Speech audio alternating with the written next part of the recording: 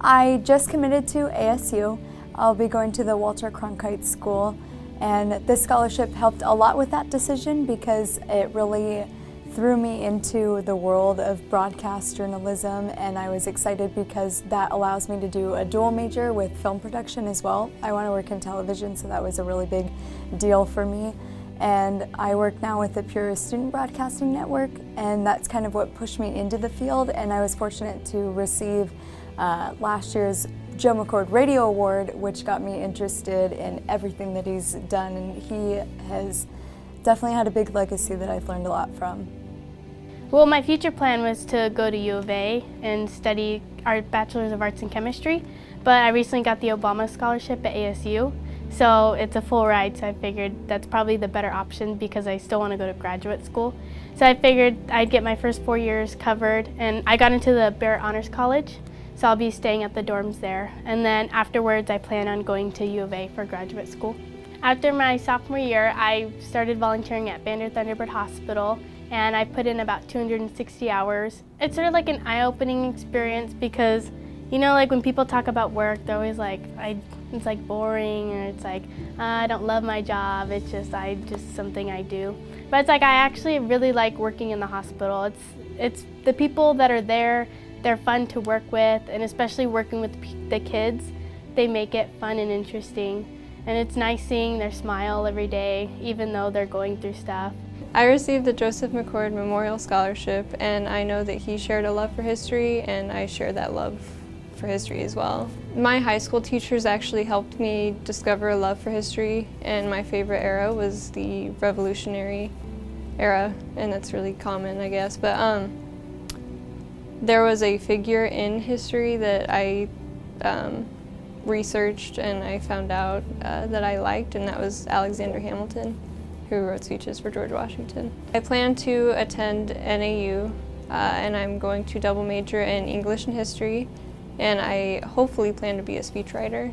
Throughout my career at Peoria High School, I've been involved with multiple organizations, groups within the school and without and outside of the school. Some of the things being, of course, football, basketball, track and field. And then outside of school, Team Emphasis is a nonprofit group that I've done a lot of community service with and community outreach and things like that.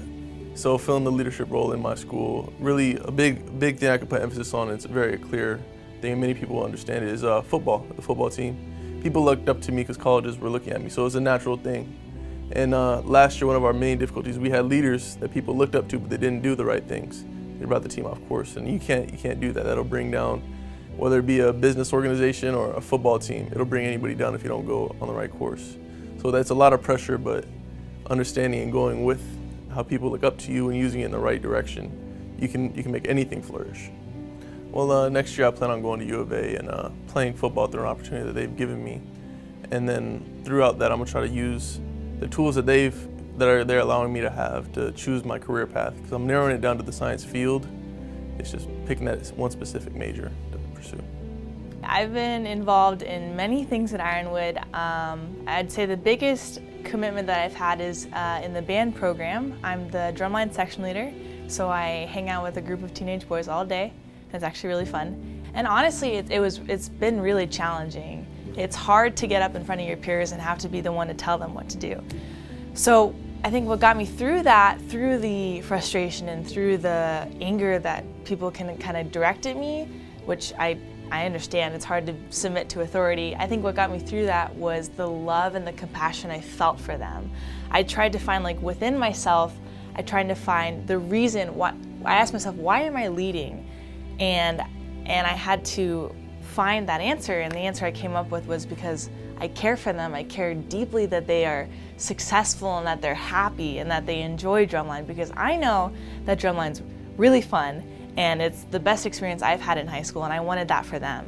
My biggest academic interest is definitely in math. I've written essays, and I think one phrase I used was, I am in love with math, and that's definitely true. I know it sounds nerdy, but when I took calculus, something just clicked for me. We were doing some kind of application, and it was doing something with a line that I had never done before, and I thought it was amazing, and I thought, I didn't even know I could do this, and it just opened up like a world of things that I could apply math to. I have no idea what I want to do in what specific career, but I know that I want to use math to reach people and meet unmet needs and find new ways to reach different groups like the homeless or foster children or rape victims, just really hard and difficult things to deal with, but find ways to help them.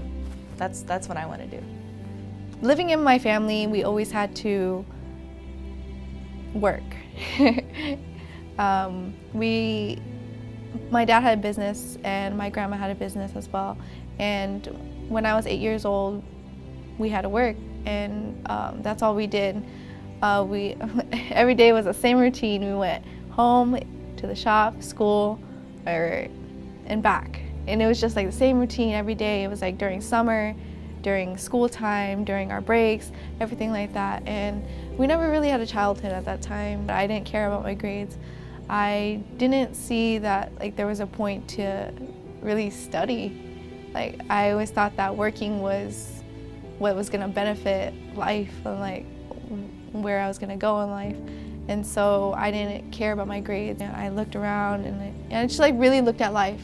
And I was like, where is bad grades gonna take me? Where is like all these things that I'm doing right now gonna take me? And so I told myself, you know, let's do this. Like let's get back on our feet. And you know, I started to try. I really wanted to do something in life and inspire people to make a, like why not? Why can't we make a difference? I wanted to, you know, go somewhere in life. I want to go to college. I want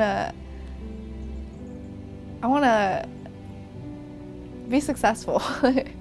I was born in a different country, South Korea, and I was born to 13-year-old parents, and they put me into an orphanage, foster home, and I was there until I was 5. And I got adopted by 2 parents, and I have one older sister, 2 younger brothers, and over the years, I struggled with learning because I have physical and mentally issues, but I have overcome. Like I didn't walk or talk at a normal age when I was younger, and I had to overcome that with a bunch of schooling. Now, with my support with my family and my friends and my teachers, I have overcome a bunch of things I never thought I would overcome. And now I'm going to college, Grand Canyon University, and I am going to study political science and history. Yay. And now I know that I could study this because I love history and I love politics, and because I got inspired from teachers and friends and my parents, and so I want to help people in my career because I want to make a mark in this world.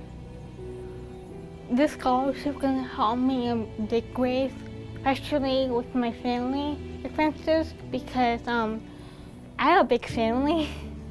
The year I'm going to go to college, there will be 3 of us going to college at once, so that can be a big help in my family with expenses, like tuition or housing, and or like classes, certain kind of classes I'm going to take. So that can be some relief to my parents.